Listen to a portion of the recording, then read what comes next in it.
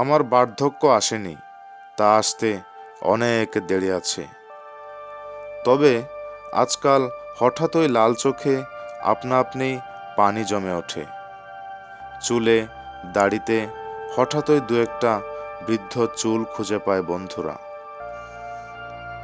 পেছনের দিকের কোমরটায় অদৃশ্য নীলচে গাঁথুনি, মেরুদেশ কিঞ্চিত বেঁকে গেছে সাধারণের চেয়ে। বোধহয় এজন্যই আমি দোকানি। সকালের সিগারেটটা টানা খুব কষ্টদায়ক হয়ে পড়ে আজকাল।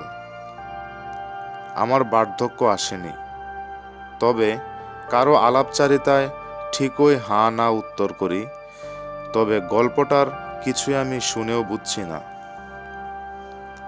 আমার তখন মনে হয় আমার মস্তিষ্কের নিউরন সেলগুলো একটু বেশি খেটে ফেলেছে। এমনিতেও ঘুমের পিল আর আটার রুটি সঙ্গী হয়ে গেছে।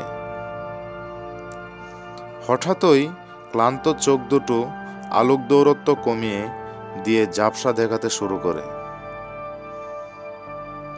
ডান পাটার হাঁটুতে লোহিত কণিকার উৎসব মুখরতায় আমিও বার্ধক্যটাকে টের পাই।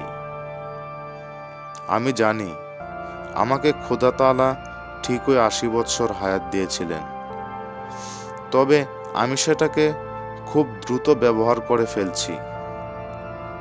তাই আমার বার্ধক্য আসার আগেই আমি নুয়ে পড়ে বিদেয় হয়ে যাব। আমার বার্ধক্য আসেনি বটে, তবে যৌবন ফুরাতে ফুরাতে আমিও আজ বার্ধক্যের পর্যায় সারণীতে দণ্ডায়মান।